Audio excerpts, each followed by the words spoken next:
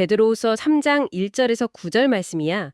조이야, 베드로 할아버지는 예수님이 다시 오신다는 진짜 약속을 친구들이 절대 잊어버리지 않도록 두 번째 편지를 써서 마음을 흔들어 깨워주셨어. 세상 마지막 때가 되면 자기 마음대로 살고 싶어서 하나님의 약속을 얄밉게 조롱하는 사람들이 나타난대. 그 사람들은 예수님이 다시 오신다더니 어디 있어? 옛날부터 세상은 똑같았는데 뻥치지 마 하고 비웃을 거라고 하셨어. 옛날 노아 할아버지 때 하나님이 무서운 물, 홍수로 세상을 심판하셨던 사실을 일부러 잊은 척하면서 말이야. 하지만 베드로 할아버지는 우리가 꼭 기억해야 할 아주 멋진 하나님의 시간 비밀을 알려주셨어. 주님께는 하루가 1000년 같고 1000년이 하루 같다는 사실을 절대 잊지 마세요.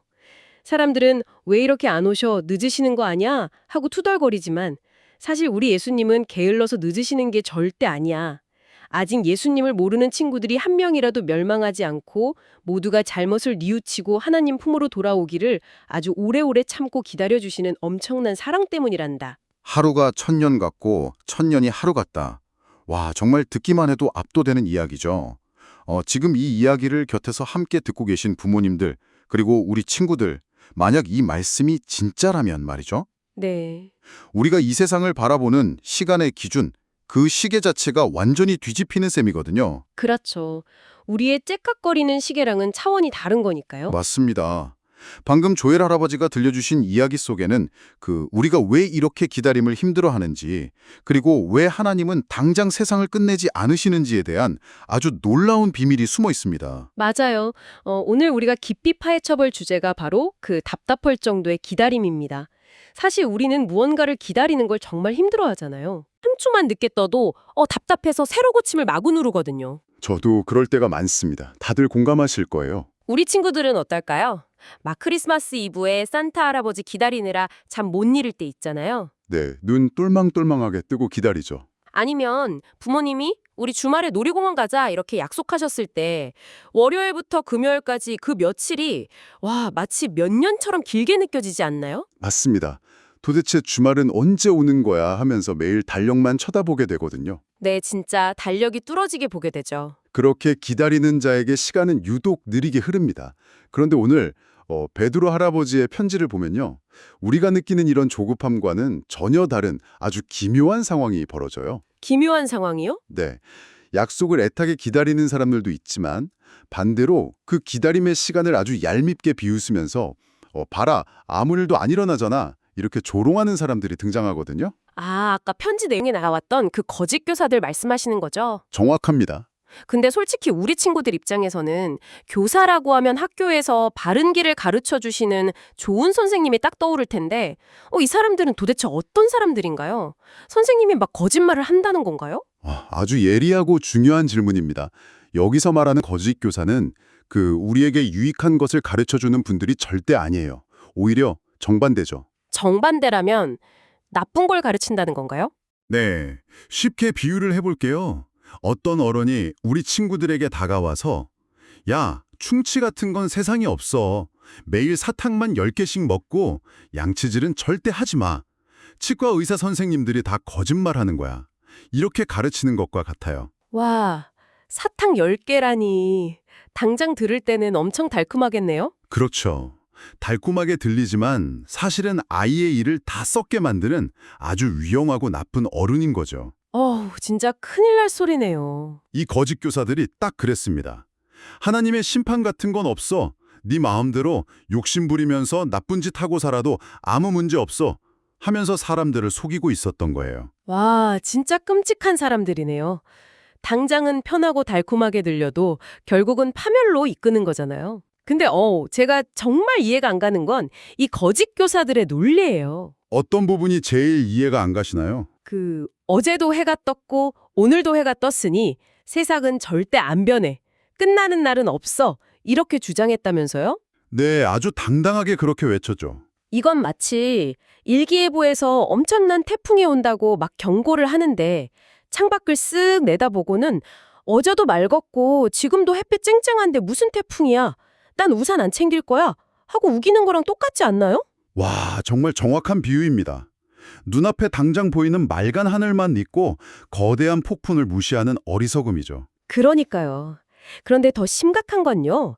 이 사람들이 과거에 진짜로 비가 온 적이 없어서 그러는 게 아니라는 겁니다. 비가 온 적이 있는데도 모르는 척한다고요? 네. 그래서 베드로는 이 사람들의 주장을 아주 단호하게 꺾어버려요. 바로 그 유명한 노아의 홍수 사건을 상기시키면서요. 아, 노아의 방주. 온 세상이 물에 푹 잠겼던 그 엄청난 사건 말씀하시는군요. 맞습니다.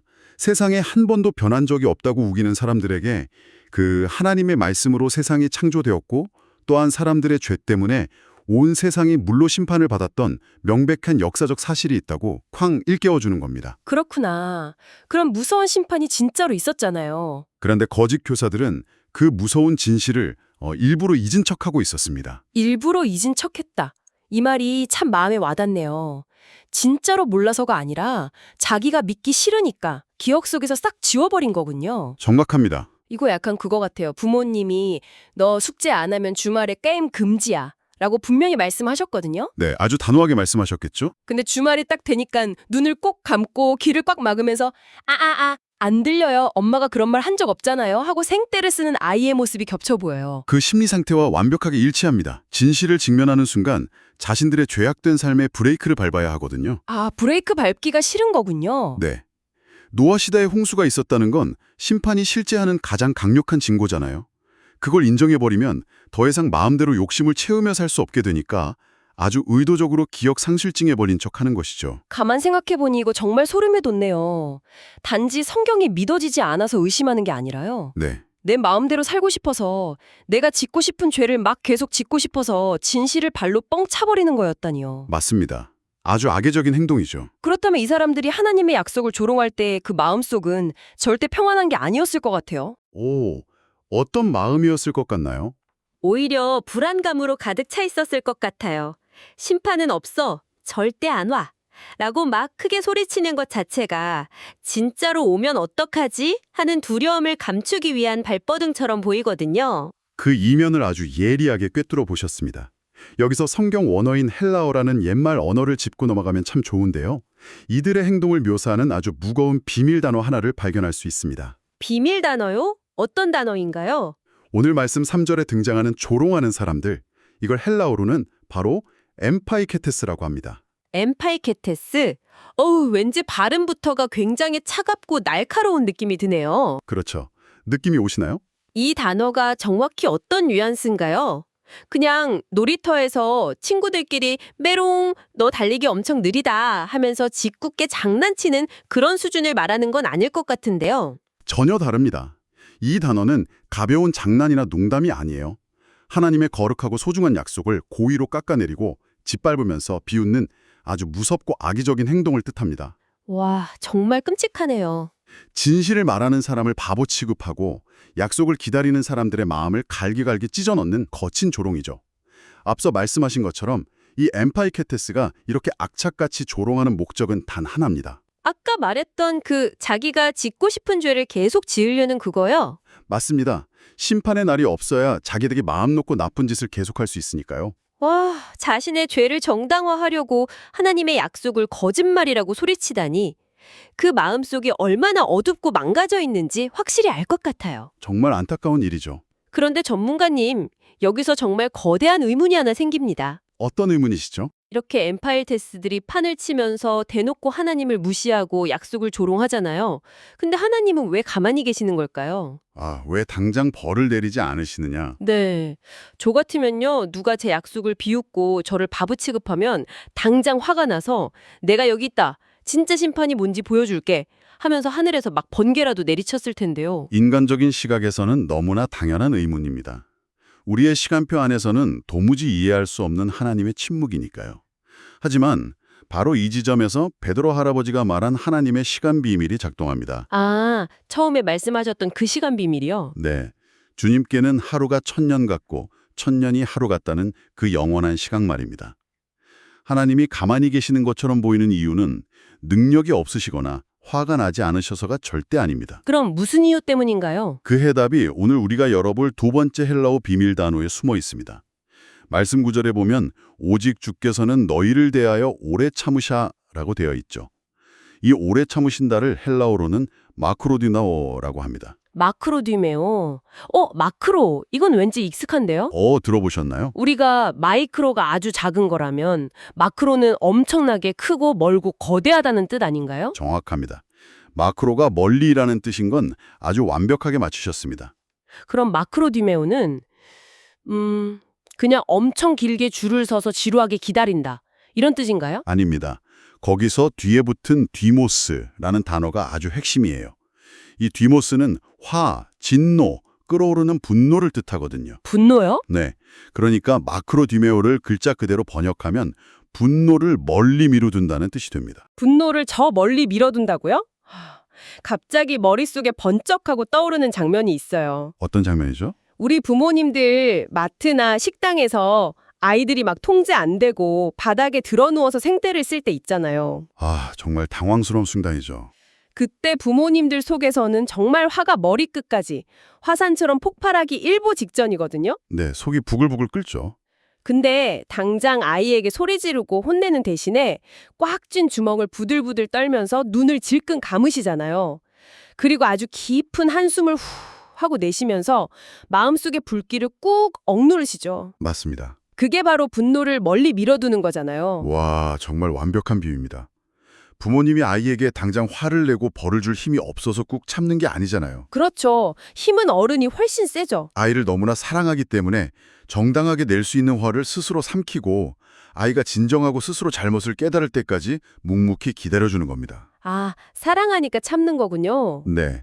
마크로디메오는 바로 그 부모님의 심호흡을 우주적인 크기로 확대한 하나님의 사랑입니다. 우주적인 크기요? 하나님은 당장 세상을 끝내고 비웃는 자들을 심편하실 엄청난 권능이 있으시지만 그 무서운 진노를 저 멀리 눈에 보이지 않는 우주 끝까지 쭉 밀어두신 겁니다. 와, 마크로디메오. 분노를 우주 끝까지 밀어버리시다니.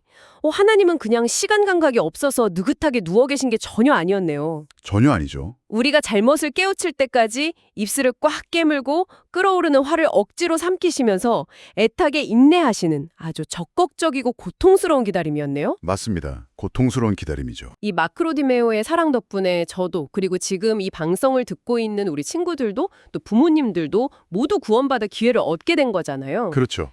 제가 만약 엠파이캐스처럼 내 마음대로 살고 싶어서 엇나갈 때도 하나님은 저를 당장 혼내시는 대신 기회를 속속 주셨던 거고요. 그렇습니다. 하나님의 이 엄청난 시간표는 우리를 혼내기 위해서가 아니라 살리기 위해 돌아가고 있습니다. 살리기 위해서요. 네. 예수님이 늦으시는 유일한 이유는 성경에 아주 분명히 적혀 있어요. 아무도 멸망하지 아니하고 다 회개하기에 이르기를 원하시느니라. 아무도 멸망하지 않기를 원하신다. 네. 이 마크로디메오의 심정을 깨달은 사람은 세상이 왜 아직 안 끝나고 계속 돌아가는지 그 이유를 온전히 이해하게 됩니다. 그게 다 유해기관이군요. 맞습니다. 내 이웃, 내 친구, 내 가족 중 아직 예수님을 모르는 단 한 영혼이라도 더 생명의 길로 돌아오게 하려는 눈물겨운 유예기간인 셈이죠. 정말 가슴이 뭉클해지네요. 하나님의 이 크고 넓은 마음을 알게 되니까 내 시간표대로만 움직이려 했던 제 모습이 너무 부끄러워져요. 누구나 그런 조급함을 가지기 마련이죠. 아까 마트 이야기를 잠깐 했지만 우리 친구들 입장에서 한번 생각해 볼까요? 엄마가 계산대에서 우리 조금만 기다려. 엄마 계산만 끝나면 저기서 네가 좋아하는 장난감 사줄게. 라고 분명히 약속하셨어요. 아이들에게는 정말 세상을 다 얻은 것 같은 약속이겠죠. 맞아요.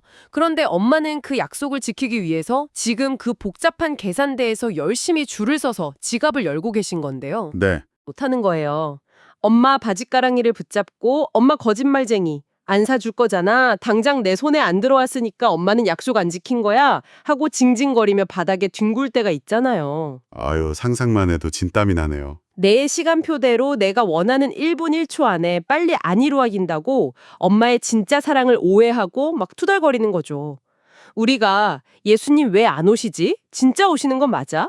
하고 조급해하는 모습이 딱 이 징징거리는 아이와 같지 않았나 싶어요. 우리의 좁은 시야로 영원하신 분의 계획을 재단하려고 하니 그런 조급증과 의심이 생기는 겁니다. 그렇군요. 하지만 오늘 우리는 분명히 알게 되었습니다. 우리가 투덜거리는 이 답답한 기다림의 시간이 사실은 누군가를 살리기 위해 하나님의 피눈물을 흘리며 참아내고 계신 마크로디메오의 시간이라는 것을요. 그럼 이제 우리의 행동이 달라져야 할 텐데요.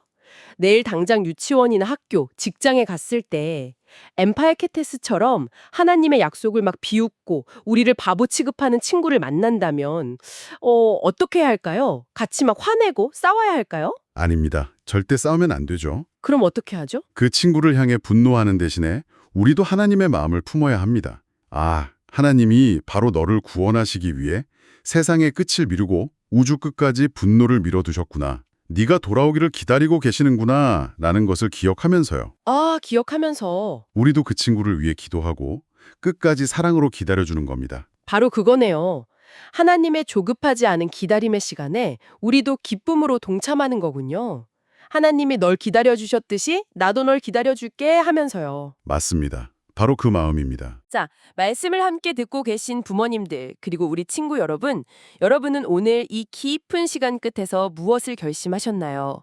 내 마음대로 안 된다고 조급하게 징징거리던 마음을 훌훌 털어버리고 아직 예수님을 모르는 내 친구들이 구원받을 때까지 흔들림 없이 그리고 사랑으로 씩씩하게 기다려주는 멋진 믿음의 사람이 되기로 다 같이 약속해요. 천년을 하루같이 우리를 기다려주시는 사랑의 하나님 아버지, 죄 많은 세상에 당장 벌을 내리지 않으시고 한 사람이라도 더 회개하고 돌아오기를 오래 참고 기다려주셔서 마크로디메어 정말 감사합니다. 우리 조이가 세상 친구들의 비웃음이나 유행에 흔들리지 않고 다시 오시겠다고 하신 예수님의 약속을 가장 굳게 믿는 아이로 자라게 도와주세요. 내가 원하는 대로 빨리빨리 이루어지지 않는다고 투덜거리지 않게 하시고 하나님의 완벽한 시간표를 믿으며 씩씩하게 기다릴 줄 아는 믿음의 아이가 되게 해주세요.